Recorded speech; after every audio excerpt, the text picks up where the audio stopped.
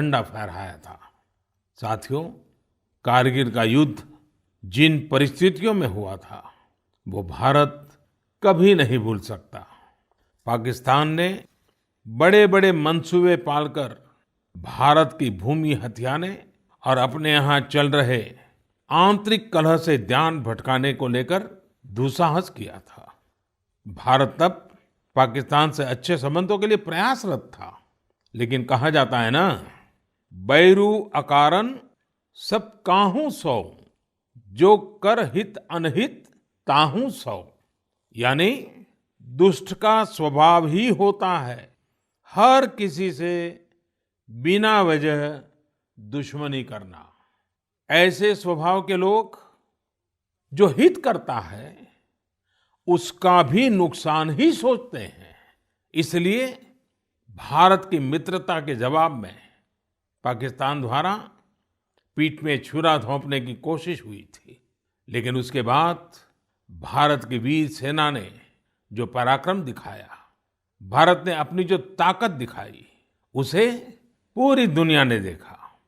आप कल्पना कर सकते हैं, ऊंचे पहाड़ों पर बैठा हुआ दुश्मन और नीचे से लड़ रही हमारी सेनाएं, हमारे वीर जवान।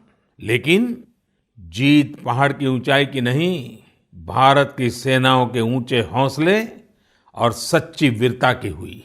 साथियों, उस समय मुझे भी करगिल जाने और हमारे जवानों की वीरता के दर्शन का सौभाग्य मिला। वो दिन मेरे जीवन के सबसे अनमोल क्षणों में से एक है।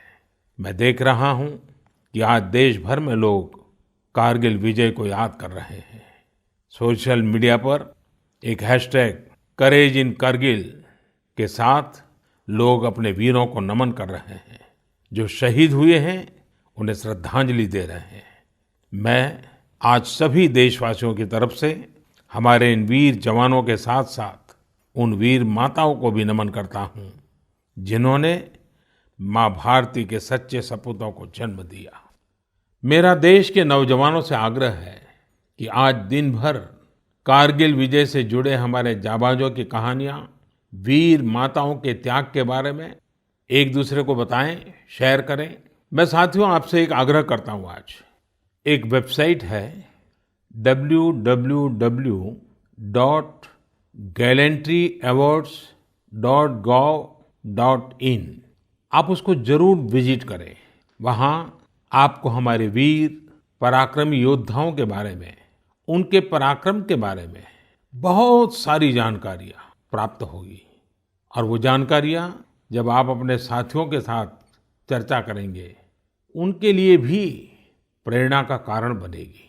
आप जरूर इस वेबसाइट को विजिट कीजिए और मैं तो कहूँगा बार बार कीजिए। साथियों, कारगिल युद्ध के समय अटल जी ने लाल किले से जो कहा था वो आज भी हम सभी के लिए बहुत प्रासंगिक है। अटल जी ने तब देश को गांधी जी के एक मंत्र की याद दिलाई थी।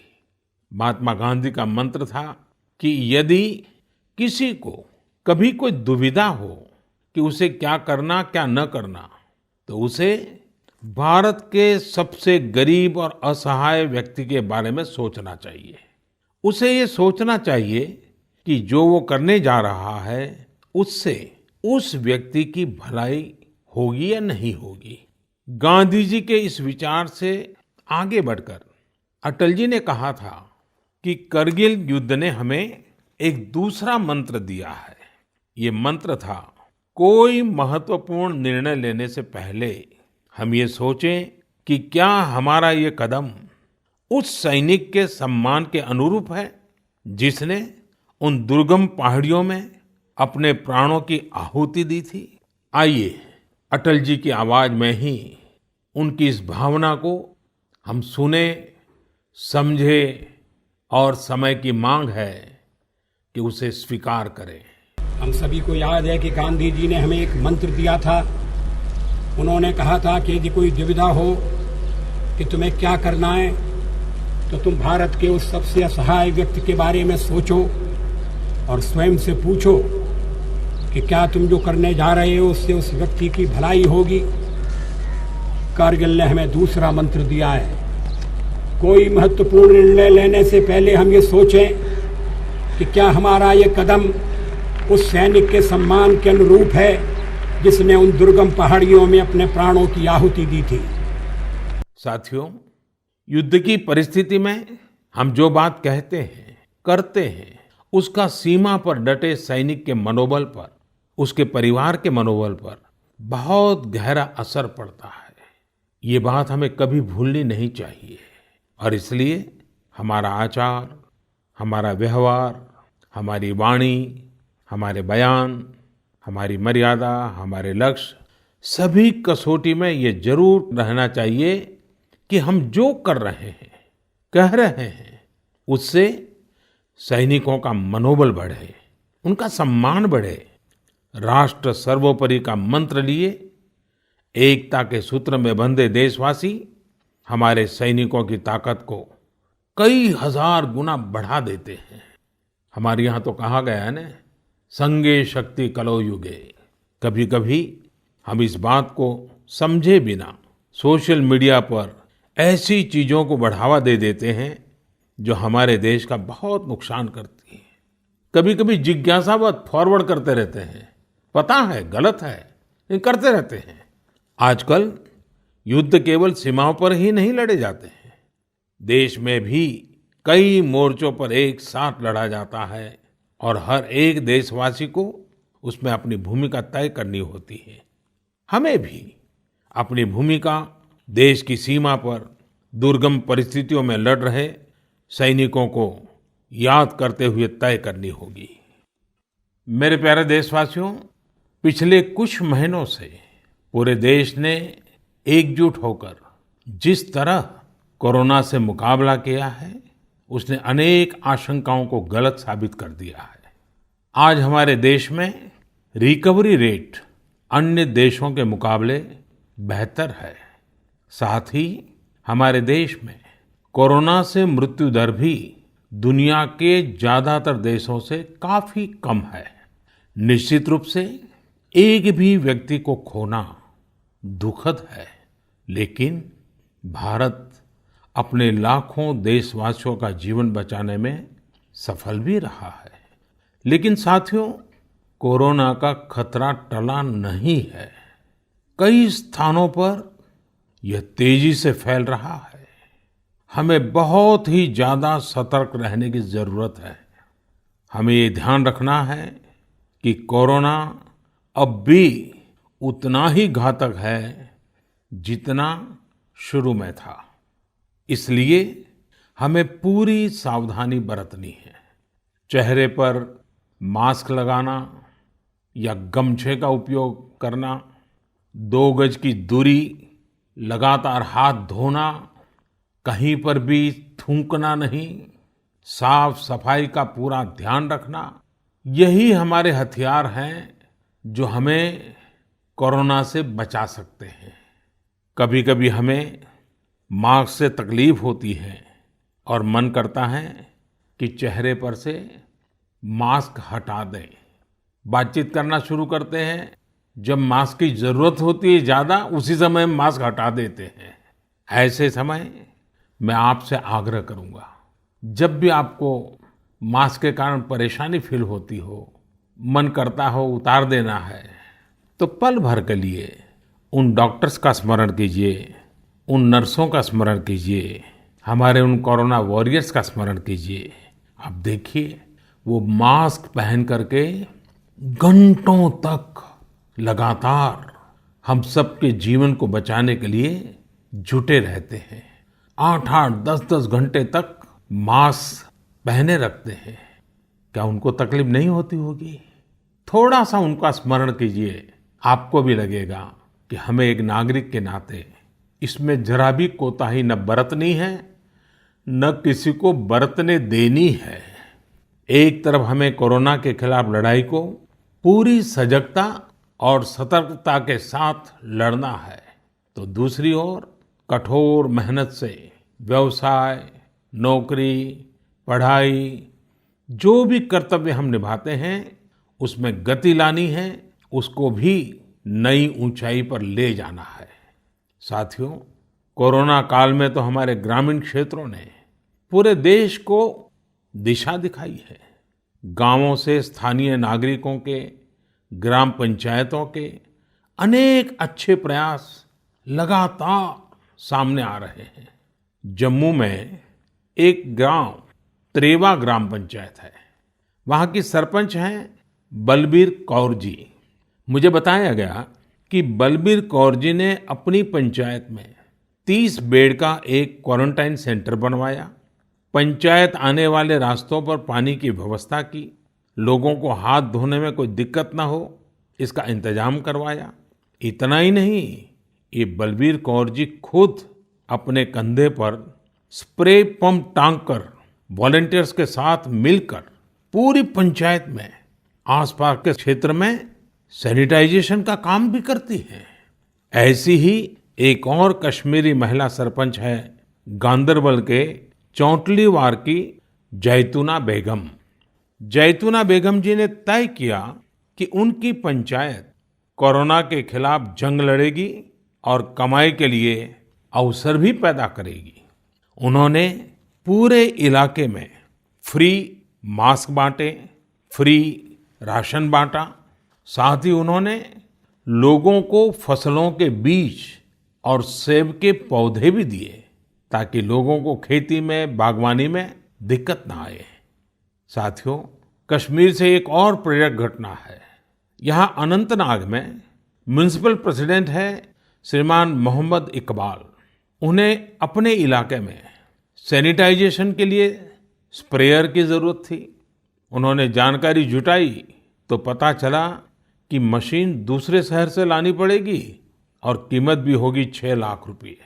तो श्रीमान इकबाल जी ने खुद ही प्रयास करके अपने आप स्प्रेयर मशीन बना ली, और वो भी केवल 50,000 रुपये में। ऐसे कितने ही और उदाहरण हैं।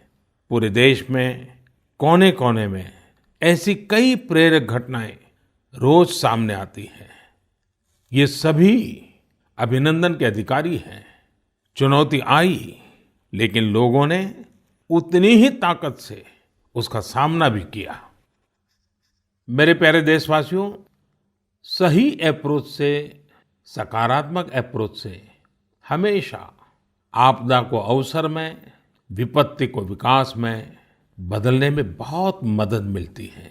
अभी हम कोरोना के समय भी देख रहे हैं कि कैसे हमारे देश के युवाओं, महिलाओं ने अपने टैलेंट और स्किल के दम पर कुछ नए प्रयोग शुरू किए हैं। बिहार में कई वुमेन सेल्फ हेल्प ग्रुप्स ने मधुबनी पेंटिंग वाले मास्क बनाना शुरू किया है, और देखते ही देखते ये खूब पॉपुलर हो गए। ये मधुबनी मास्क एक तरह से अपनी परंपरा का प्रचार तो करते ही हैं, लोगों को स्वास्थ्य के साथ रोजगारी भी दे रहे हैं। आप जानते ही हैं, नॉर्थ ईस्ट में बैम्बू यानी बांस कितनी बड़ी मात्रा में होता है। अब इसी बांस से त्रिपुरा, मणिपुर, असम के कारीगरों ने हाई क्वालिटी की पानी की बोतल और टिफिन बॉक्स बनाना शुरू किया है बाम्बू से। आप अगर इनकी क्वालिटी देखेंगे तो भरोसा नहीं होगा कि बांस की बोतलें भी इतनी शानदार हो सकती हैं, और फिर ये बोतलें इको फ्रेंडली भी हैं। इन्हें जब बनाते हैं तो बांस को पहले नीम और दूसरे औषधीय पौधों के साथ उबाला जाता है। इससे इनमें औषधीय गुण भी आते हैं।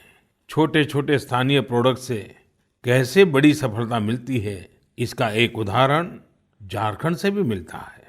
झारखंड के बिशुनपुर में इन दिनों 30 से ज्यादा समूह मिलकर के लेमन ग्रास की खेती कर रहे हैं। लेमन ग्रास 4 महीनों में तैयार हो जाती है और उसका तेल बाजार में अच्छे दामों में बिकता है। इसकी आजकल काफी मांग भी है। मैं देश के 2 इलाकों के बारे में भी बात करना चाहता हूँ। दोनों ही एक दूसरे से सैकड़ों किलोमीटर दूर है और अपने अपने तरीके से भारत को आत्मनिर्भर बनाने के लिए कुछ हटकर के काम कर रहे हैं। एक है लद्दाख और दूसरा है Kutch.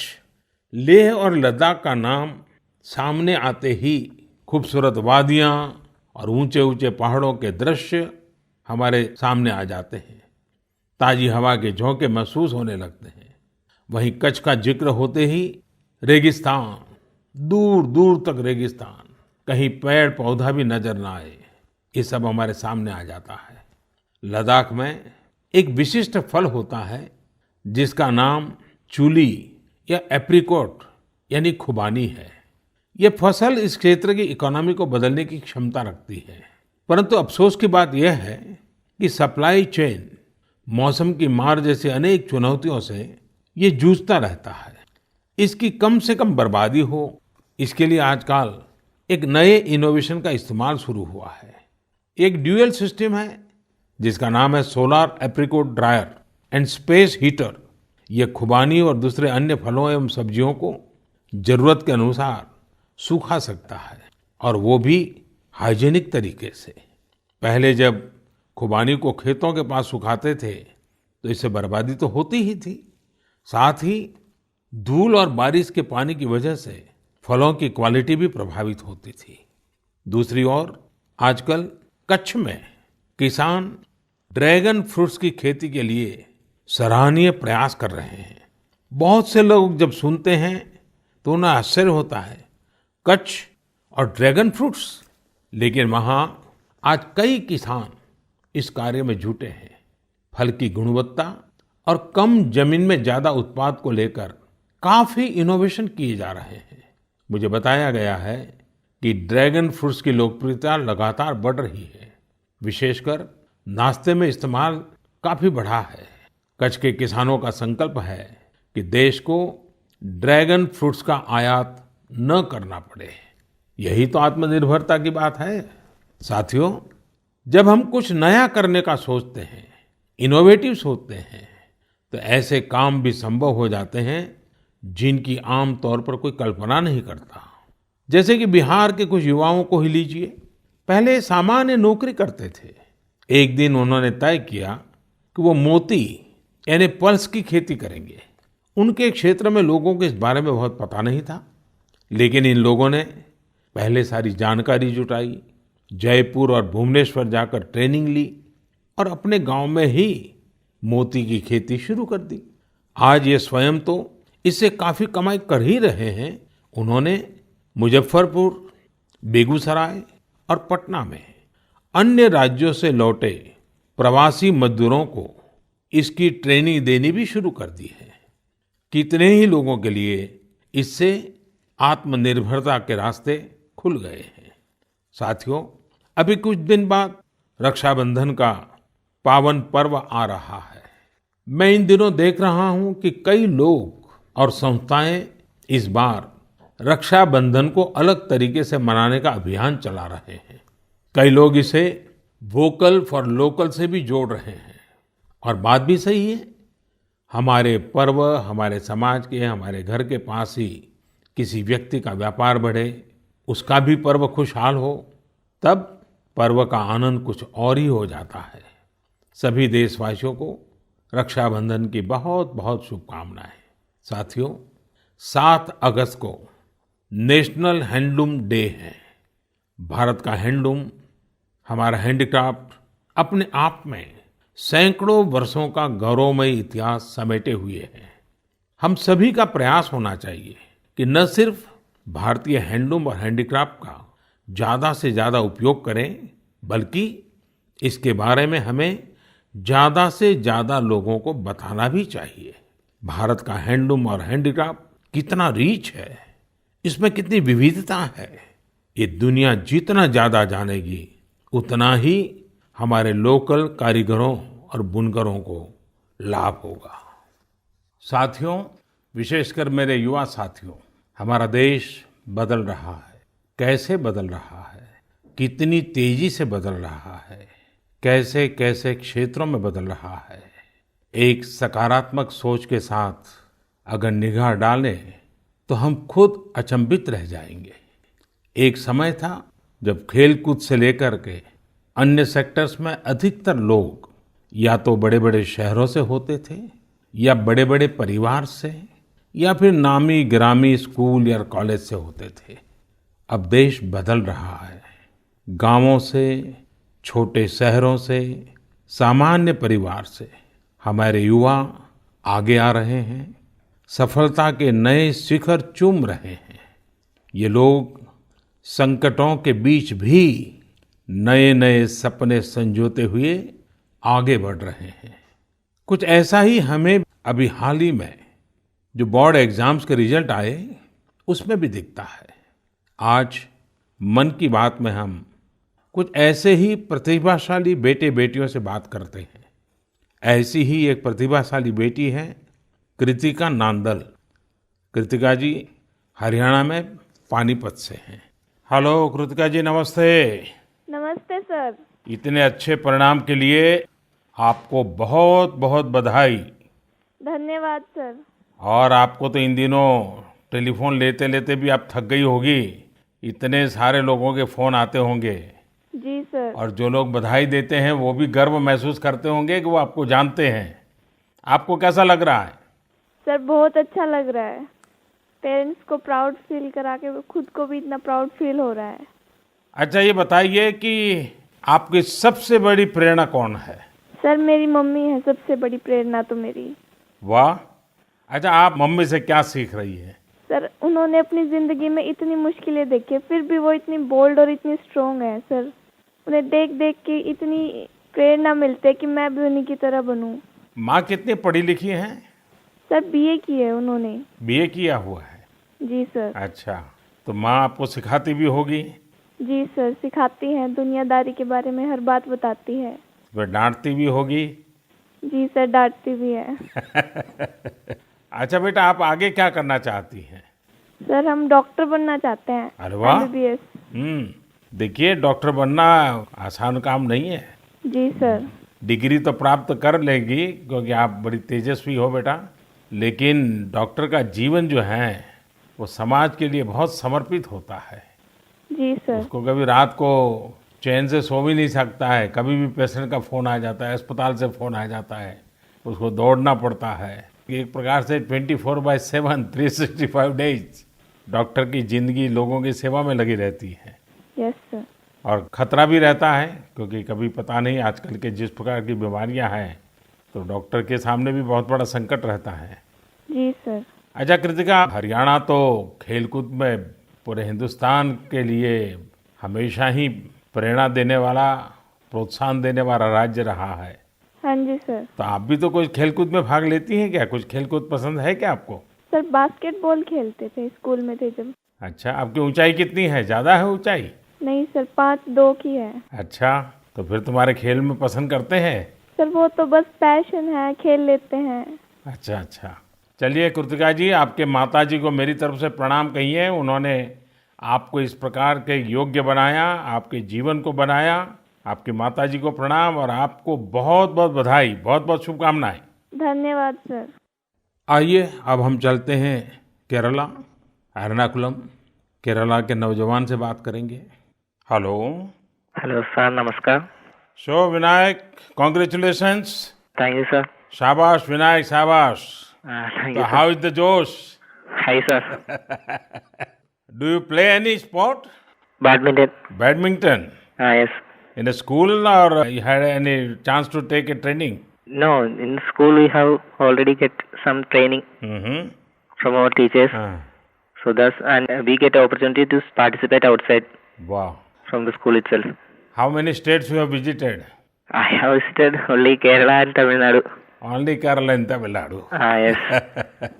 So would you like to visit Delhi? Yes sir, now I am applying Delhi University for my higher studies. Wow, so you are coming to Delhi. Yes sir. Tell me, do you have any message for fellow students who will give board exams in future? Hard work and proper time utilization. Such a perfect time management. Yes sir. So Vinayak, I would like to know your hobbies. First of all, badminton. Mm-hmm. And then reading. Mm-hmm. So are you active on social media? No, we are not allowed to use any electronic items or gadgets in the school. So you are lucky. Yes sir. Well, Vinayak, congratulations again and wish you all the best. Thank you sir. आइए हम उत्तर प्रदेश चलते हैं। उत्तर प्रदेश में अमरोहा के श्रीमान उस्मान सैफी से बात करेंगे। हेलो उस्मान, बहुत बहुत बधाई, आपको ढेरों ढेरों बधाई। Thank you sir. अच्छा, अब उस्मान बताइए कि आपने जो चाहा था वही रिजल्ट मिला कि कुछ कम आया? नहीं, जो चाहा था वही मिला है। मेरे पेरेंट्स भी बहुत खुश हैं। वाह अच्छा, परिवार में और भाई भी बहुत इतने ही तेजस्वी हैं कि घर में आप ही हैं जो इतने तेजस्वी हैं? सिर्फ मैं ही हूँ। मेरा भाई वो थोड़ा सा शरारती है, हाँ। बाकी मुझे लेकर बहुत खुश रहता है। अच्छा अच्छा अच्छा, आप जब पढ़ रहे थे तो उस्मान आपका पसंदीदा विषय क्या था? मैथमेटिक्स। अरे वाह, तो मैथमेटिक्स में क्या रुचि रहती थी, कैसे हुआ, किस टीचर ने आपको प्रेरित किया? जी, हमारे एक सब्जेक्ट टीचर रजत सर, हम्म। उन्होंने मुझे प्रेरणा दी और वो बहुत अच्छा पढ़ाते हैं और मैथमेटिक्स शुरू से ही मेरा अच्छा रहा है और वो काफ़ी इंटरेस्टिंग सब्जेक्ट भी है। हम्म। तो जितना ज़्यादा करते हैं उतना ज़्यादा इंटरेस्ट आता है, तो इसलिए मेरा फेवरेट सब्जेक्ट। हम्म। आपको मालूम है एक ऑनलाइन वैदिक मैथमेटिक्स के क्लासेस चलते हैं? Yes sir.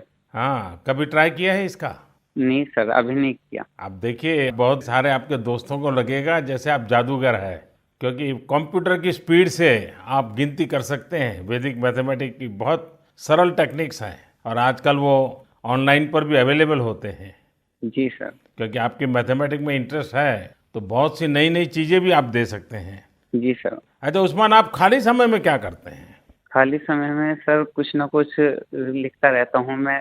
मुझे लिखने में बहुत इंटरेस्ट आता है। अरे वाह, मतलब आप मैथमेटिक्स में रुचि लेते हैं, लिटरेचर में भी रुचि लेते हैं? Yes sir. क्या लिखते हैं, कविताएं लिखते हैं, शायरियां लिखते हैं? कुछ भी करंट अफेयर से रिलेटेड कोई भी टॉपिक हो उस पर लिखता रहता हूँ। हाँ। नई नई जानकारियाँ मिलती रहती हैं, जैसे जीएसटी चला था और हमारा नोटबंदी, सब चीज। अरे वाह, कॉलेज की पढ़ाई करने के लिए आगे का क्या प्लान बना रहे हैं? सर मेरा जी मेंस का फर्स्ट अटेम्प्ट क्लियर हो चुका है और अब मैं सितंबर के लिए सेकंड अटेम्प्ट में अब बैठूंगा। मेरा मेन एम है कि मैं पहले आईआईटी से बैचलर डिग्री लूं और उसके बाद सिविल सर्विसेज में जाऊं और एक आईएएस बनूं। अरे वाह, अच्छा आप टेक्नोलॉजी में भी रुचि लेते हैं? यस सर, इसलिए मैंने आईटी ऑप्ट किया है। फर्स्ट टाइम बैच था आईटी का। अच्छा, चलिए उस्मान, मेरी तरफ से बहुत शुभकामनाएं हैं। और आपका भाई शरारती है तो आपका समय भी अच्छा जाता होगा। और आपके माताजी पिताजी को भी मेरी तरफ से प्रणाम कहिए, उन्होंने आपको इस प्रकार से अवसर दिया, आपका हौसला बुलंद किया। और ये मुझे अच्छा लगा कि आप पढ़ाई के साथ साथ करंट इश्यूज पर अध्ययन भी करते हैं और लिखते भी हैं। देखिए, लिखने का फायदा ये होता है कि आपके विचार में शार्पनेस आती है। बहुत बहुत अच्छा फायदा होता है लिखने से। तो बहुत बहुत बधाई मेरी तरफ से। Thank you sir. आइए चलिए फिर एकदम से नीचे साउथ में चले जाते हैं, तमिलनाडु। नामक्कल से बेटी कनिगा से बात करेंगे। और कनिगा की बात तो बहुत ही इंस्पिरेशनल है। Kaniga ji, Vanakkam. Vanakkam, sir. How are you? Fine, sir. First of all, I would like to congratulate you for your great success. Thank you, sir. When I hear of Namakkal, I think of the Anjaneya temple. Yes, sir. Now I will also remember my interaction with you. Yes, sir. So, congratulations again. Thank you, sir. You would have worked very hard for exams. How was your experience while preparing? I was working hard from the start, so I didn't expect this result, but I have written well, so I will get a good result. What were your expectation? 485 or 486, like that I thought, sir. And now? 490. So, what is the reaction of your family members and your teachers? They were so happy and they were so proud, sir. Which was your favorite subject? Mathematics. Oh, and what are your future plans? I am going to become a doctor, if possible, in AFMC, sir. Mm-hmm. And your family members are also in a medical profession or somewhere else? Oh, sir, my father is a driver, but my sister is studying MBBS, sir. Arre wow. So first of all, I will do the pranam to your father, who is taking lot of care of your sister and yourself. It's a great service he is doing. Yes, sir. And it's an inspiration for all. Yes, sir. So my congratulations to you, your sister and your father and your family. Thank you, sir. साथियों, ऐसे और भी कितने युवा दोस्त हैं, कठिन परिस्थितियों में भी जिनके हौसले की, जिनकी सफलता की कहानियां हमें प्रेरित करती हैं। मेरा मन था कि ज्यादा से ज्यादा युवा साथियों से बात करने का मौका मिले, लेकिन समय की भी कुछ मर्यादाएं रहती हैं। मैं सभी युवा साथियों को यह आग्रह करूंगा कि वो अपनी कहानी, अपनी जुबानी जो देश को प्रेरित कर सके, वो हम सबके साथ जरूर साझा करें। मेरे प्यारे देशवासियों, 7 समंदर पार भारत से हजारों मील दूर एक छोटा सा देश है जिसका नाम है सूरीनाम। भारत के सूरीनाम के साथ बहुत ही करीबी संबंध है। 100 साल से भी ज्यादा समय पहले भारत से लोग वहां गए और उसे ही अपना घर बना लिया। आज चौथी, 5वीं पीढ़ी वहां पर है। आज सूरीनाम में 1/4 से अधिक लोग भारतीय मूल के हैं। क्या आप जानते हैं, वहां की आम भाषाओं में से एक सरनामी भी भोजपुरी की ही एक बोली है। इन सांस्कृतिक संबंधों को लेकर हम भारतीय काफी गर्व महसूस करते हैं। हाल ही में श्री चंद्रिका प्रसाद संतोखी सूरीनाम के नए राष्ट्रपति बने हैं। वे भारत के मित्र हैं और उन्होंने साल 2018 में आयोजित person of Indian origin PIO parliamentary conference में भी हिस्सा लिया था। श्री चंद्रिका प्रसाद संतोखी जी ने शपथ की शुरुआत वेद मंत्रों के साथ की। वे संस्कृत में बोले, उन्होंने वेदों का उल्लेख किया और ओम शांति शांति शांति के साथ अपनी शपथ पूर्ण करी। अपने हाथ में वेद लेकर वे बोले, मैं चंद्रिका प्रसाद संतोखी। और आगे उन्होंने शपथ में क्या कहा, उन्होंने वेद का ही एक मंत्र का उच्चारण किया। उन्होंने कहा, ओम अग्ने व्रतपते व्रतम चरिष्यामि तच्छकेयम तन्मे रद्यताम इदमहम नुतात सत्यमुपैमि। यानी, हे अग्नि, संकल्प के देवता, मैं एक प्रतिज्ञा कर रहा हूं, मुझे इसके लिए शक्ति और सामर्थ्य प्रदान करें। मुझे असत्य से दूर रहने और सत्य की ओर जाने का आशीर्वाद प्रदान करें। सच में यह हम सभी के लिए गौरवान्वित होने वाली बात है। मैं श्री चंद्रिका प्रसाद संतोखी को बधाई देता हूं और अपने राष्ट्र की सेवा करने के लिए 130 करोड़ भारतीयों की ओर से उन्हें शुभकामनाएं देता हूं।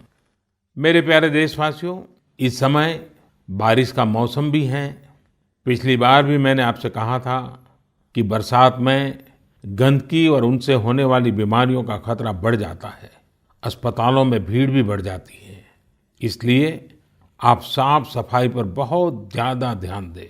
इम्यूनिटी बढ़ाने वाली चीजें, आयुर्वेदिक काढ़ा वगैरह लेते रहें। कोरोना संक्रमण के समय में हम अन्य बीमारियों से दूर रहें, हमें अस्पताल के चक्कर न लगाने पड़े, इसका पूरा ख्याल रखना होगा। साथियों, बारिश के मौसम में देश का एक बड़ा हिस्सा बाढ़ से भी जूझ रहा है। बिहार, असम जैसे राज्यों के कई क्षेत्रों में तो बाढ़ ने काफी मुश्किलें पैदा की हुई है। यानी एक तरफ कोरोना है तो दूसरी तरफ ये एक और चुनौती है। ऐसे में सभी सरकारें, NDRF की टीमें, राज्य की आपदा नियंत्रण टीमें, स्वयंसेवी संस्थाएं सब एक साथ मिलकर जुटे हुए हैं। हर तरह से राहत और बचाव के काम कर रहे हैं। इस आपदा से प्रभावित सभी लोगों के साथ पूरा देश खड़ा है। साथियों, अगली बार जब हम मन की बात में मिलेंगे, उसके पहले ही 15 अगस्त भी आने वाला है। इस बार 15 अगस्त भी अलग परिस्थितियों में होगा। कोरोना महामारी की इस आपदा के बीच होगा। मेरा अपने युवाओं से, सभी देशवासियों से अनुरोध है कि हम स्वतंत्रता दिवस पर महामारी से आजादी का संकल्प लें, आत्मनिर्भर भारत का संकल्प लें, कुछ नया सीखने और सिखाने का संकल्प लें, अपने कर्तव्यों के पालन का संकल्प लें। हमारा देश आज जिस ऊंचाई पर है, वो कई ऐसी महान विभूतियों की तपस्या की वजह से हैं, जिन्होंने राष्ट्र निर्माण के लिए अपना जीवन समर्पित कर दिया। उन्हीं महान विभूतियों में से एक है लोकमान्य तिलक। 1 अगस्त 2020 को लोकमान्य तिलक जी की 100वीं पुण्यतिथि है। लोकमान्य तिलक जी का जीवन हम सभी के लिए बहुत बड़ी प्रेरणा है, हम सभी को बहुत कुछ सिखाता है। अगली बार जब हम मिलेंगे तो फिर ढेर सारी बातें करेंगे, मिलकर कुछ नया सीखेंगे और सबके साथ साझा करेंगे। आप सब अपना ख्याल रखिए, अपने परिवार का ख्याल रखिए और स्वस्थ रहिए। सभी देशवासियों को आने वाले सभी पर्वों की बहुत बहुत शुभकामनाएं। बहुत बहुत धन्यवाद।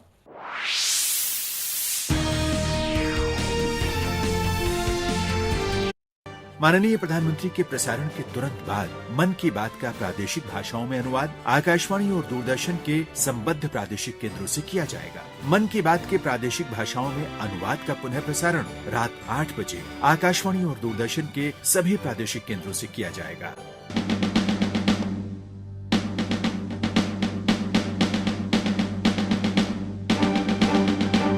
आओ